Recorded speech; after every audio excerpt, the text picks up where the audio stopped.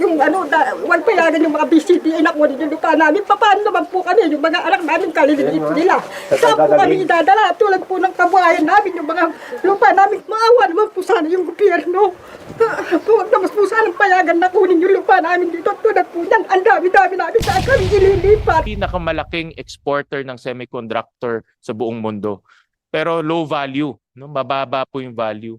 At nakakita ko itong Paxilica, from low value, tatalon ho tayo to high value.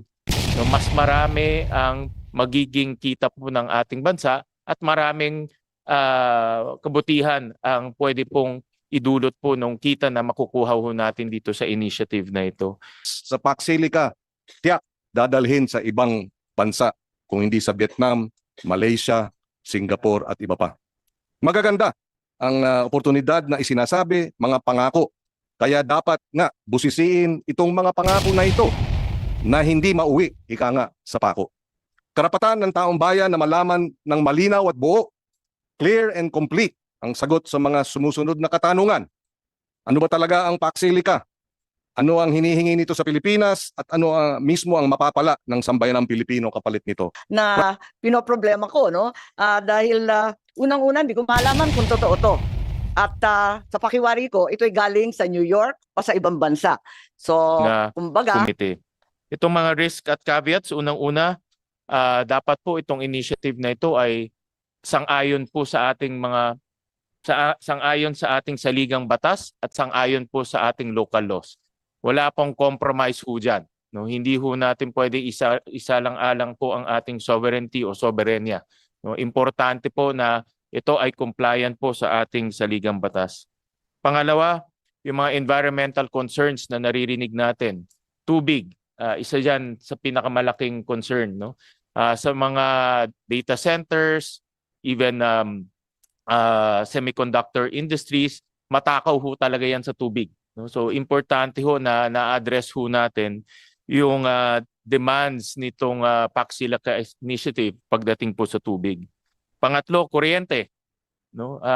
Hindi na sawang-sawa na ho tayo sa yellow alerts, sa red alerts. Pagpapasok po na isang malaking industriya, importante po na ma-address ho natin yung kakulangan po sa kuryente. Pangalawa, yung displacement po, pangatlo, yung displacement po ng ating indigenous peoples, mga katutubo ho natin at mga magsasaka ho natin. Hindi ho natin pwedeng payagan na mawalan ng trabaho ang ating mga magsasaka. Hindi ho natin pwedeng payagan na ma-displace o matanggal po sa kanilang lugar ang ating mga katutubo. Importante po na makatarungan po ang ating pagtrato po sa ating mga magsasaka at ating mga katutubo. At lastly po, yung technology transfer. No? Importante po na natututo ho dito tayo. Hindi ho pwedeng papasok lang ang industriya, aalis, wala tayong matututunan.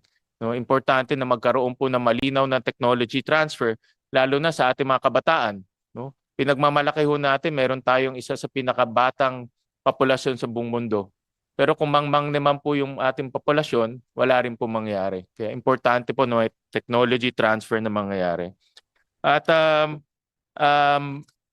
malapit na ho tayo sa alam niyo, isa sa mga bagay na dapat ho natin ipagmalaki ay ang ating semiconductor industry. Narinig ko dito si Dan La Chica, no? Ninth na tayo, no? Tama ba, Dan? Ninth na tayo sa pinakamalaking exporter ng semiconductor sa buong mundo. Pero low value, no? Mababa po yung value. At nakakita ko itong Paxilica, from low value, tatalon ho tayo to high value. No, mas marami ang magiging kita po ng ating bansa at maraming kabutihan ang pwede pong idulot po ng kita na makukuha ho natin dito sa initiative na ito. Kaya meron na tayong base pagdating ho sa semiconductor, pero hindi ho tayo umaakyat doon sa base na yun. So ito yung nakikita kong susi para from low value maging high value at mas marami tayong trabaho na malilikha.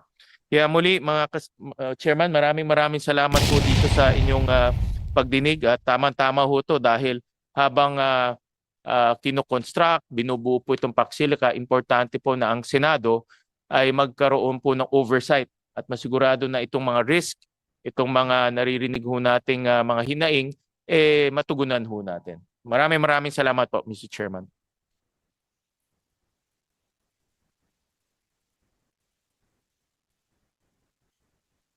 Thank you, Senate President Win Gatchalian. And next to give his opening statement is Senator Bam Aquino. Senator Aquino. Maraming salamat, Mr. Chairman. Magandang umaga po sa ating lahat. Unang-una, nagpapasalamat po kami kay Senator Tulfo for doing the hearing at the soonest possible time. Sa totoo lang po, maraming komite ang nais na mag-hearing tungkol sa Pax Silica, including our Committee on Trade and Industry. No, so whether we will do this together or separately in the future, rest assured po na magkakaroon po ng mga pagdinig para mas maging malinaw sa taong bayan at sa mga apektadong komunidad kung ano ba talaga ang mga plano, ano ba talaga ang outcome na hinihintay natin sa Pax Silica at ano rin yung mga safeguard, no, para sa mga communities na apektado. Alam niyo naman po, taga Tarlac po tayo, yung Kapas ay kapitbahay ng Concepcion, si Mayor Boots po ay inaanak ko sa kanyang kasal.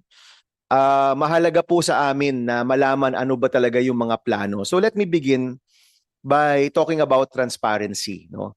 Ako po yung isa sa mga nagsusulong. Marami ho kami dito pero isa po ito sa mga pangunahing sinusulong po natin sa Senado, yung full transparency.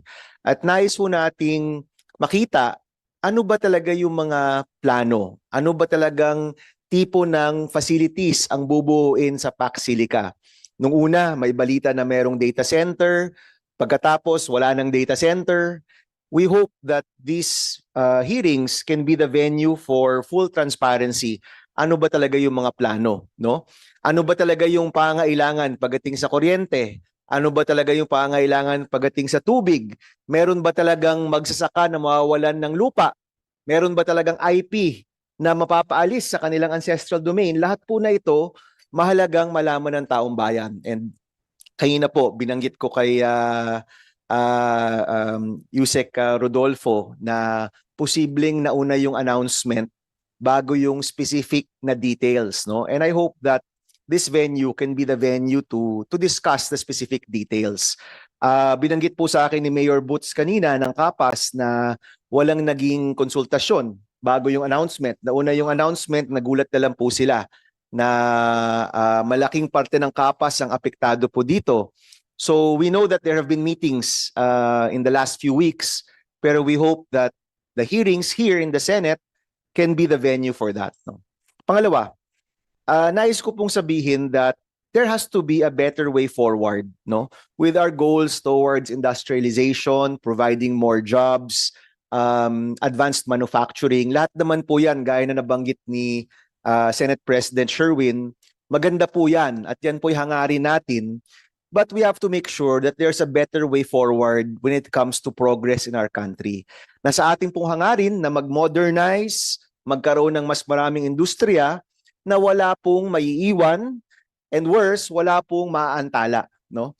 Sa ating pong kasaysayan, nakita ho natin na kapag walang nagbabantay, posibleng magkaprogreso, meron namang marginalized groups ang patuloy na napapahirapan. No? I'll give an example.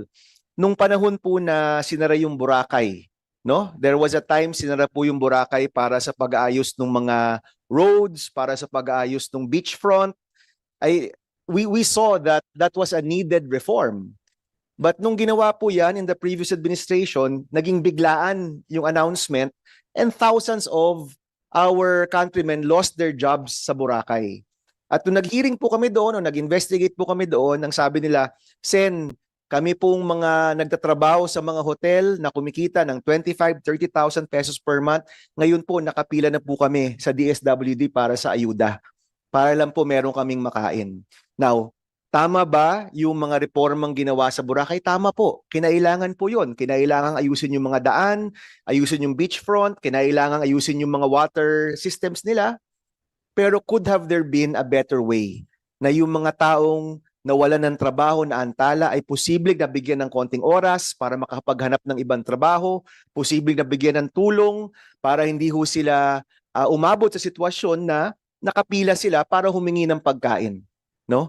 Years later, we look at that time and we say, oh, maganda. Maganda yung reforma dyan. Pero nakalimutan natin, libo-libong tao yung nawalan ng trabaho nung panahong yun. Libo-libong tao yung naantala. At yun po yung sinasabi ko, there has to be a better way forward in progress, in development. Hindi pwedeng merong naiiwan. Now, pangatlo, yung pinaka-vulnerable and marginalized sa ating bansa, yun po yung magsasaka, yun po yung IP. Ayaw ho natin makita na sa ating pong hangarin magkaroon ng progreso, may mga communities po tayo, may mga kababayan po tayong maiiwan. And that's why may hearing po tayo dito. That's why magagaling po yung mga taong nasa harap natin because we can find a way forward na wala pong maiiwan.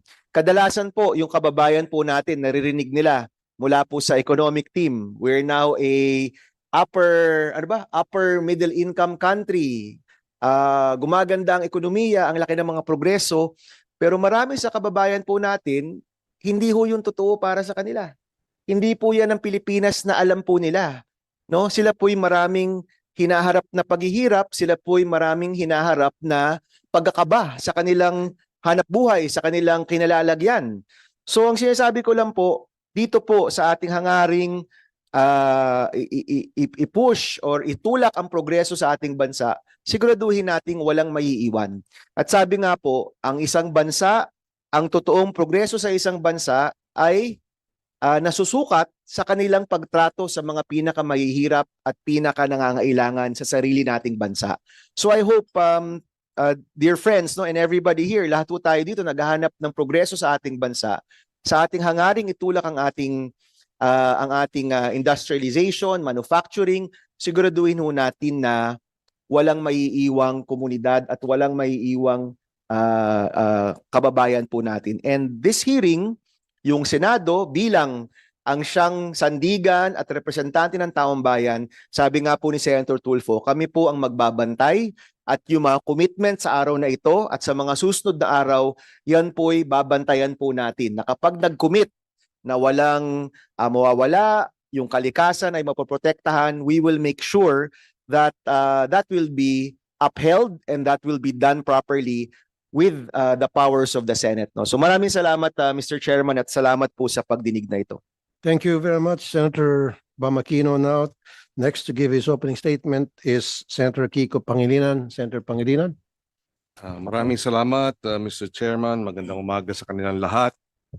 Narito tayo ngayon para talakayin ang ilang mga bagay na napakahalaga at napakamabigat ang posibleng maging epekto sa ating ekonomiya, sa ating bansa at sa lalawigan ng Pampanga na ating home province. Itong Magalang Steel Plant issue, we thank the chairperson for taking this matter up.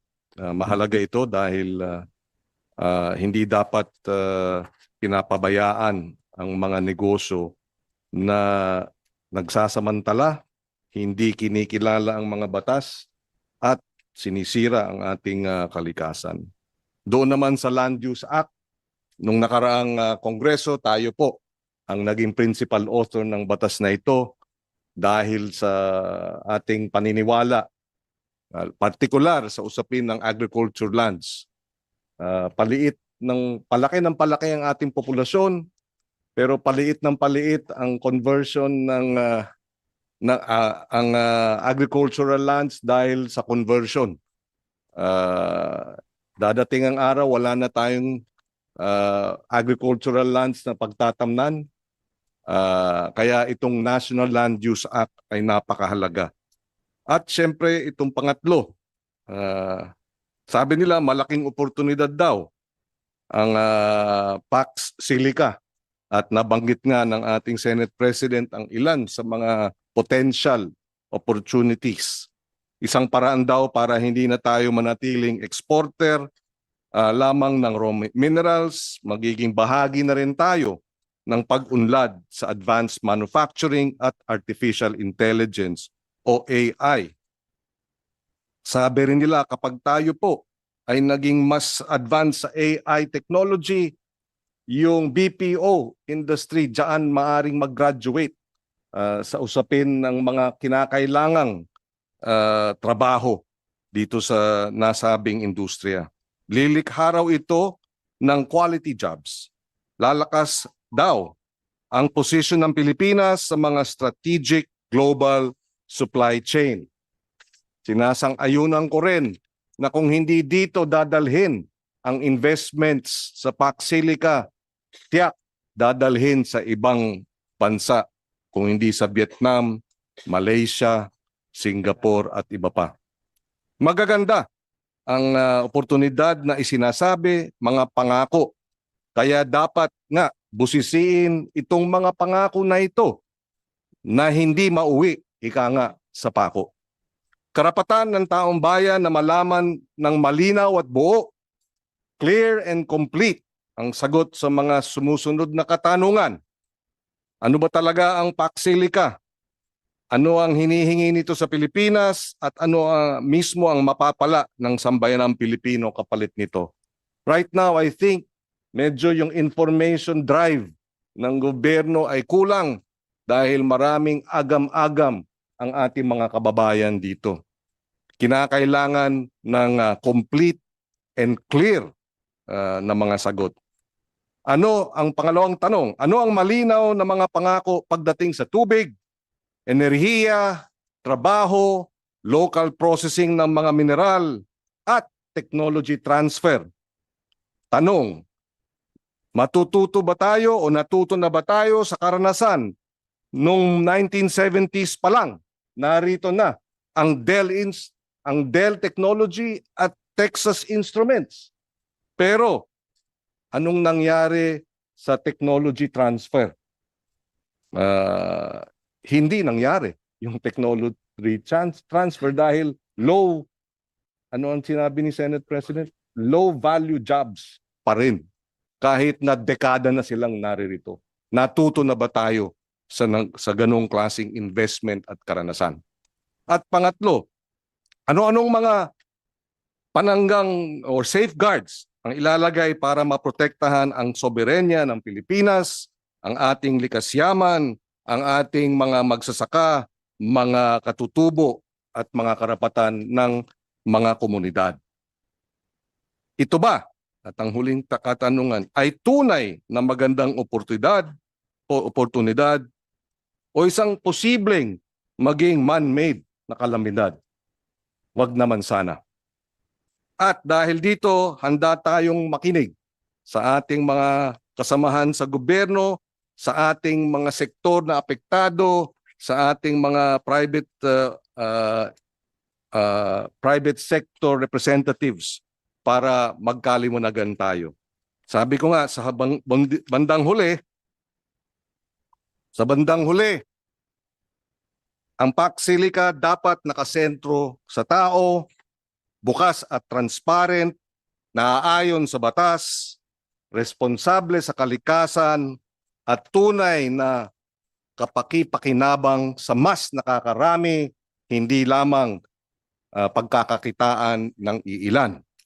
At kung iilan lang ang makikinabang, hindi tayo magdadalawang isip na tutulan ito o kaya ayusin ng husto para talagang ang makikinabang ay ang mas nakakarami at hindi iilan lamang. Thank you, Mr. Chairman.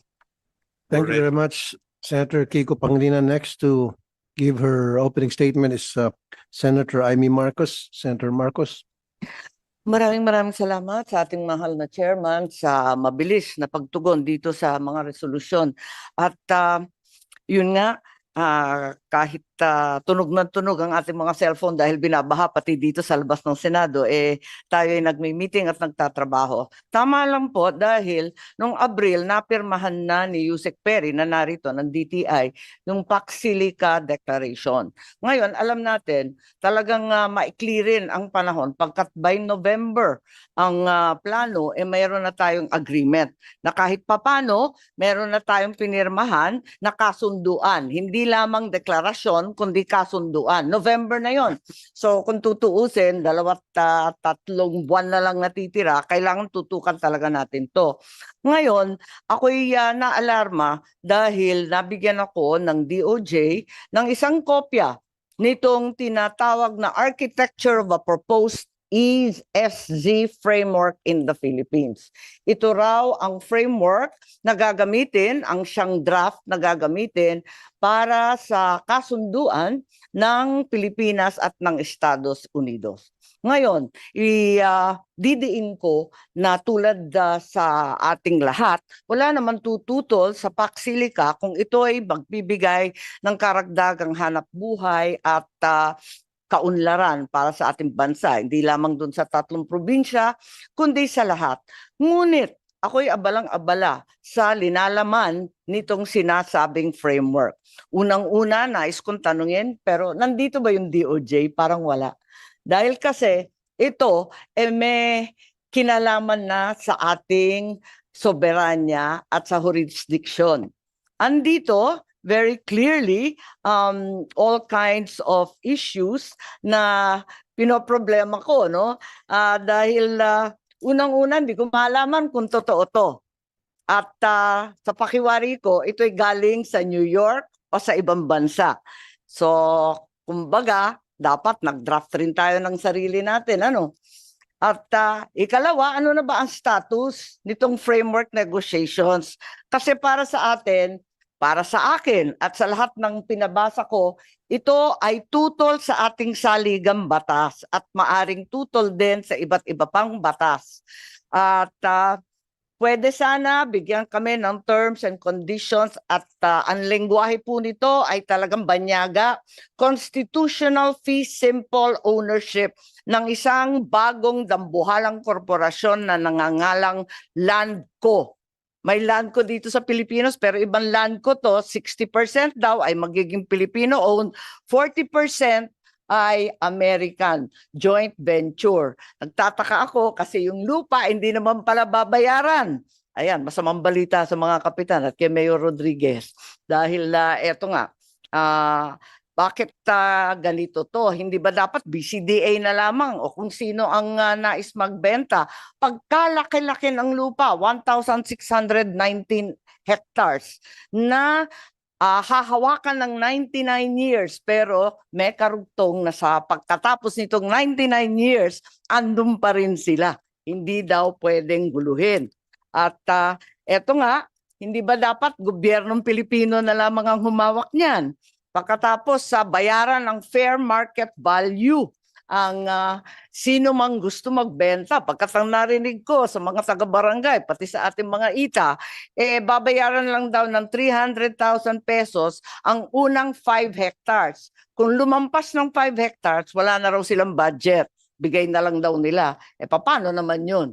At eto nga, holy at burial ground ng ating mga katutubo, yung ibang nasasakupan, medyo nakakaabala din yan. At bakit naman tayo magbibigay ng pagkalaki-laking lupa ng libre dito sa joint venture na siya na rin ang mamumuno? Ang nandito sa framework po, ang pakaliwanag, may master tenant na siyang mangangasiwa sa lahat ng sublease and the entry and of companies and the construction of facilities. Ano ba ang nasyonalidad nitong master tenant or JV na to? Pagkatapos noon, meron pang paglilikha ng Paksilica Court of Commerce in New York. Ang sakop ba nito commercial contracts lamang o talagang isusuko na natin ang batas Pilipino at ang korteng Pilipino sa New York? Parang nakakakaba naman yata to. Ang sabi kasi exempted na daw sila sa iba't iba pang batas at hindi sasakupin. Ang sabi pa, yung governing or oversight body, itong Paksilica Court, meron pang 4-member zone joint committee na ang members ay landowner, kung sino man yon, dahil hindi ko naintindihan kung sino yung landowner, yung master tenant, itong JV na to, yung US Department of State, at iisa lang yung Philippine government sa 4 na yan. Ano ba ang kapangyarihan ng mga ito? Pagkatapos nga, palibhasa ito ay hearing ng critical minerals at environment, hindi binabanggit na sakop din ng deklarasyon ng Paksilica ang processing ng rare earth. Ngayon, ang processing na yan, alam po natin, ay very, very toxic at kung minsan radioactive. Payag ba ang mga taga-kapas na sila ang i-expose sa kung ano-anong mga minerals na yan? Sa kabila ng pagnanais natin, ng development, ng kaunlaran, ng trabaho, wag po tayo magpadala. Higit sa lahat, ano ang national security implications po nito? Ako ay naniniwala na kailangan malaya ang foreign policy ng Pilipinas, huwag tayong kakampi sa isa o sa kabila. Ituturing ba ito ng China ng expansion of EDCA facilities through civilian development? Ito ang nakaka-nervyos din kasi yung geopolitical risk, andyan na naman tayo sa kalagitnaan ng dalawang dambuhalang kapangyarihan. Marami po ang i-discuss natin, pero unang-una sana mapag-usapan yung constitutionality and legality, pati ang ownership ng lupa, ano ang alternative livelihood ng ating taong bayan, at totoo ba na magpapatayo na ng chip manufacture o habang buhay na ba ang Pilipinas na nasa assembly and testing sa electronics industry? Yun lang po. Sana tignan po ninyo itong framework dahil para sa akin, maraming bahagi ay kaduda-duda. Unahin po natin ang Pilipino. Thank you very much, Senator Amy Marcos. Next to give his opening statement is Senator Erwin Tulfo through online. Senator Erwin. By the way, Senator Rafi, I'm happy to share a copy of the said architecture para mapag-aralan rin ng bawat membro ng Senado. Salamat. Yes, thank you. Thank you, Senator Amy. So, okay. And now let's hear the BOI and BCDA to give their presentation. Let's start with the Bureau of Investment. Nandito ba yung Bureau of Investment? Ako po. Okay, kung pwede, wag naman isang oras. Hindi po, 10 minutes lang po, 10 Senator. minutes, go ahead, please. Yusek Seferino S. Rodolfo. And what is your position sa BOI, sir? I'm the managing head, Honorable Senator of the Board of Investments. The floor is all yours, Yusek Rodolfo. Sir, Thank you po, Honorable Senator Rafi. Asya rin. Opo, Okay. for the declaration. We prepared a 10-minute presentation so that we can give a good background of the PAC Silica. And then as an introduction to the project ko na gagawin doon sa Clark. Pero unahin lang ho muna natin yung sa PAC Silica. Una-una nagpapasalamat tayo sa ating buting senador para sa opportunity, as you mentioned, Chairperson, Honorable Chairperson, for the government to clarify the project and the concerns raised. We are also very thankful for all of the comments, both negative, positive, all of the insight statements about PAC Silica and the AI Hub project, because we truly believe that all of this conversation only serves to really strengthen the national conversation on the PAC Silica and its possibility and its potential to transform the Philippine economy. As has been echoed by by all of the honorable senators, lahat naman po, I believe, naniniwala do sa pangangailangan natin to really generate jobs, induce industrial upgrading. Pero kailangan ho natin talagang tignan yung mga issues na sinasabi, because if done correctly, the PAC Silica and the projects that are associated to the PAC Silica can really be transformative for the Philippines, and generational nga ho yung opportunity na to if done correctly. That is why we welcome all of the comments and this opportunity to also clarify. Next slide. Unang-una ho, banggitin lang po natin na lahat ho ng mga dokumento na pinirmahan natin, nakipagpalitan sa US, at kung paano ito officially tinanggap ng US government are all in the BOI website. Doon pa lang hong Abril, pagka galing ho natin sa Amerika, pinost na ho natin yan. Unfortunately, medyo mahina lang ho talaga tayong mag-promote tsaka mag-communicate, kasi as of now, I think 700 views pa lang din ho yung mga tumitingin yan, and I'm sure kalahati nun mga empleyado namin sa BOI at saka sa DTI. So we would really encourage the general public Pakitignan po lahat ng mga dokumento na pinost namin, exactly what we signed, exactly what we received ng mga official documents doon po sa BOI website. Next slide. Very important to is to distinguish between the partnership, the Pax Silica partnership, and the projects. At meron na nga ho tayong isang binubuo na proyekto. On the partnership ho, yun ho yung tinatawag na Pax Silica, of which meron na ho tayong 24 member countries and economies. And it is based on a non-binding, ulitin ko, it's a non-binding declaration of shared principles. Kaya po siya non-binding kung babasahin niyo po yung language nung mismong Pax Silica document. Very general ko at saka aspirational. Mga we affirm our shared commitment, we recognize, and in this spirit, we encourage efforts. So ganun ko ang lengguwahe pagka non-binding yung isang declaration. In fact, wala ho itong mekanismo to compel and kung gusto natin, halimbawa umalis na dito, wala ho tayong kailangan gawin kasi it's really a non-binding declaration of shared principles. So we were the 13th member country noon pong sinasabi ni Sen Aimee, pumirma po tayo noong Abril.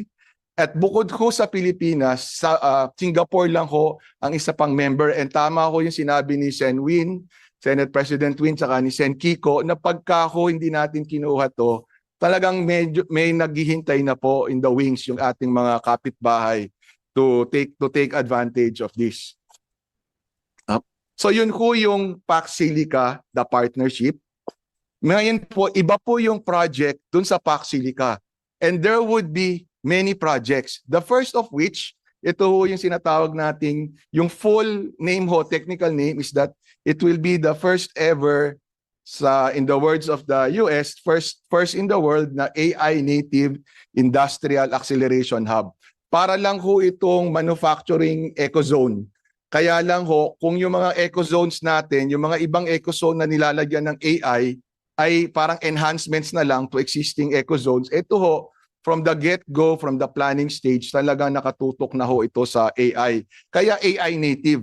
Parang ho sa mga Gen Alpha natin tsaka sa mga Gen Z, sila po ay mga digital native. Ito naman po ay AI native. No? And it is a work in progress. That is why we really welcome all of these inputs, suggestions, and insights dahil makakaganda lang din ho ito doon sa proyekto on the AI Hub at yung mga susunod pa yung mga proyekto. And it is dedicated to advanced manufacturing. In particular ho, ito ho yung mga equipment and components that go into an AI data center. Hindi ho ito about data center. It is about manufacturing the components that go into an AI data center as well as the mga electronic equipment na magiging AI-enabled. Next slide. Ito ho yung pagbinasa nyo, pag kinuha nyo sa BOI website kung ano mismo yung pinirmahan natin, ito ho yung mga sinasabing shared principles. Ito ho ay principles that we subscribe to, whether we have signed on to the Pax Silica Declaration or not. And then it is also non-binding, i-emphasize ko lang ho. Next slide. Ang Pax Silica ho kasi, yung Pax Silica Declaration, yung mga unang naging partner, so yun yung nandun sa pangatlong paragraph, yung first bullet, yung mga US, Australia, Israel, Japan, Singapore, sila ho mainly ang source ng AI technology. And ang basic premise ho natin, yung sinasabi nila na if the previous century was based on oil and steel, the next century, our next era will already be based on AI compute and the minerals, components, power that you would need for AI computing. So mahaba po yung value chain na tinitignan natin and tayo ho gusto natin mag-participate doon. But the AI project that we have in Clark is just focused on the advanced manufacturing side. And yung kung huling punta natin noong Abril, kung saan may mga kasama na ho tayong Filipino na mga tech leaders saka business leaders, ay nadagdagan na rin ho yung mga participants or partners to the Pax Silica. Kaya ngayon ho, 24 na yung mga partners. Next slide. Ito ho yung mga foreseen activities to the point of some, kung nasan na yung mineral processing, wala pa ho sa pinag-uusapan natin dahil we're working on the first project, which is the number 2 on the semiconductors. Next slide. So why did we become a partner? Because it is to the Philippine national interest. Hindi ho ibig sabihin na to na lahat ng mga pumirma dun sa declaration, pare-pareho tayo ng interest. Magkakaiba ho, but nagko-converge. So for example, ho, for some of the partners, ang primary interest nila is to reduce the, using their own words, to reduce their coercive dependency on a, ginagamit pa ho nila kung minsan, on an adversarial party, by building a resilient ecosystem of trusted partners across the AI ecosystem. Sa atin ho, yung binanggit kanina ni Senate President, ang objective ho talaga natin is, number 1, to really move from a predominantly labor and services-driven economy to one that is technology-driven. No? In particular ho, dalawa ho yung tinitignan natin dito. To be able to process the minerals that we are exporting now in largely unprocessed form. So halos mga lupa lang ho yan na ini-export natin ngayon and primarily directed to one particular country. So yun ho, kailangan, kawawa naman ho tayo kung hindi natin madadagdagan man lang ng value dito yung minerals na yun. Sayang naman ho, dahil marami pa hong minerals, pag in-extract mo yun, halimbawa nickel ore, pag in-extract mo yung nickel ore, makikita mo, hindi lang pala yung nickel yung nandito, cobalt din pala. So mga high value products nito na dati ho tinitignan natin from green minerals dahil sila ho yung kailangan sa mga, for example, batteries for energy transition. Dati ho tinitignan natin to process these green minerals to green metals. But with Pax Silica and our designation now as a trusted partner for AI technology, may opportunity ho tayo na i-upgrade pa natin yung ambisyon natin. Not just for green minerals, green metals, but also to green tech metals. Yun yung mga pumapasok nga to the AI ecosystem. And then, very important, aside from the mineral processing, would be to reposition the country from a low-value semiconductor source country to a higher value geared towards the AI ecosystem. And we will be leveraging 3 important comparative advantages of the Philippines. Number 1, yung minerals ho natin. Number 2, our demographics. Ito yung pinaka-importante sa atin. Nabanggit ko ng mga senador natin kanina. Very important yung ating mga workforce na bata. Pero kailangang i-train. That's why we are all in for technology transfer. But the technology transfer will not just be based on what is written in the contract. It is all, ang pinaka-importanting determinant to ng technology transfer is the absorptive capacity of the country. Gaano ho ba kahanda yung ating mga Gen Z at saka mga Gen Alpha? Halimbawa, natitrain ba sila na ating mga educational institutions, training institutions to absorb this? And then yung another component ho, yung ating mga Filipino companies. How are they able to take part of this AI ecosystem? Kasi kahit na i-force natin yung technology transfer, kung wala ka namang absorptive capacity, wala akong mangyayari. That's why we also firmly believe that it is really the Senate where all of this can be discussed. Kaya ako yung sinasabi kanina ni Senator Bam that the Senate could be a venue for all of these discussions. Totoo po yan kasi national yung perspective at dato kami mga government agencies nagre-report sa mga different committees within the Senate at ito ho yung mga tamang venue for this to be discussed outside of. Kasi kung minsan medyo na-hype na ho pagdating sa social media. Pero dito ho, we can really lay down all of the things that we are working on. And then, we have existing policies, frameworks, programs, and projects that will benefit from the Pax Silica. Sabi ho ni Senator Win kanina, hindi naman tayo nagsisimula sa zero. Meron na ho tayo mga industries that could really take advantage of this. So that is the Pax Silica. Now we go to the first project as a prelude to magiging discussion no ni BCDA President and CEO Jake Bincang. Yung project ko is all about AI compute manufacturing. Again, it is not about data centers. It is a work in progress, but very important, there is a specific ready location, a tangible manifestation that heightens investor interest. Because at the end of the day ho, halimbawa, pagka nagsasalita, meron kaming project na ganito with the US, walang silbi ho yun eh. Kaya ang naging usapan natin, maganda kung meron ka na talagang may tuturo. Halimbawa, Amerika, sinabi nila, gusto kong dalhin dyan ang isang manufacturer of connectivity devices for AI. Yung may matuturo na eksaktong lugar, and dyan yan itatayo. So kahit ho in progress pa siya, meron na ho tayong natuturo na may exact coordinates na lugar ho. And then, itong location na to, ang Clark, opo, meron, yes po, bibigay ho natin yun, Senator. And then yung location that currently has a developing ecosystem for this. Philippine institutions that are involved in human capital development like UP Open University, like the Philippine Science High School, very important po na nandun sila. Dahil yun yung magde-determine kung may absorptive capacity ng ecosystem. Otherwise, it will just be an enclave type of development. Yung sinasabi ni Senator Raffy kanina na nandito yung Del, nandito yung kung sino-sino. Nung umalis, baka walang naiwan na ho sa atin. And it has a significant footprint dahil 1,600 hectares pero hindi ho ito out of this world yung size na to. Kasi ho kung titignan natin halimbawa ho yung Limaland na nandun sa Batangas, it's a 1,000 hectares na development. Hindi ho ito ganito kalaki. Of course, si President Jake, pag front-facing siya sa investors, ang sasabihin niya is a massive development. Pero sa totoo lang ho, and I hope na walang investor na nakikinig dito, yun ho ang problema natin. At sa totoo, maliit lang, hindi siya ganun kalaki. Because that area, may mga hilly portion pa ho dyan. Hindi ho siya lahat pwedeng pagtayuan ng factory. Ang basic from the national government perspective, ang basic condition ho dito pagdating sa infrastructure ay kung sino man yung developer for this and any other project that will be succeeding that will be developed after this, build your own roads, bring your own power, secure and reuse your own water. All of this, all of the projects from the master plan project to each and every locator will also have to get their own ECC.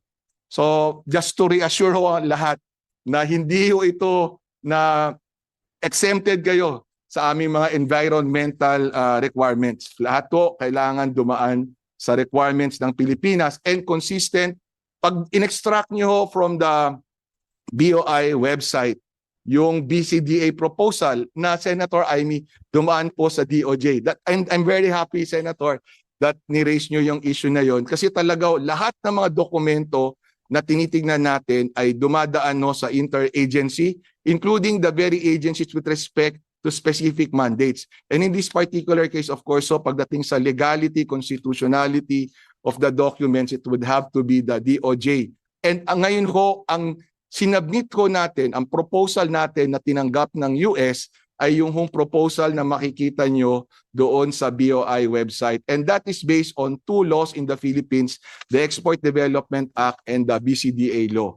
So yung pamantayan ho natin sa mga succeeding agreements, kagaya yung nabanggit niyo, Senator Amy, just to reassure you, it will be based on Philippine laws. Yung nakita niyo hong dokumento actually is a discussion paper. It's not even a negotiating document. So, pero pinaiikot ho natin para tignan mabuti nga, pag-usapan muna namin sa gobyerno and then we'll open it up to the stakeholders, broader stakeholder. Ito is a discussion paper para kasi pag in fact nga, hindi pa kami nagne-negotiate ngayon nung agreement kasi wala pa kami authority to negotiate. Darating ho tayo dyan. Ang gusto lang ho natin ay base ho sa mga discussions, ilimit na lang natin to what we can viably discuss with the other party. Kasi kung halimbawa, tama ho kayo, marami doon sa sinabi niyo, tama Sen. Amy. Hindi ko na lang ho isa-isahin kung hindi dahil it will preempt the negotiating position. But may mga sinabi ko kayo na tama and to reassure you, kami ho mismo hindi kami papayag and bago ho pumunta sa negotiating table, klaro na ho sa amin yun. Ayaw na namin pag-usapan yan, so out na yan para ho magiging efficient yung discussion natin when we negotiate.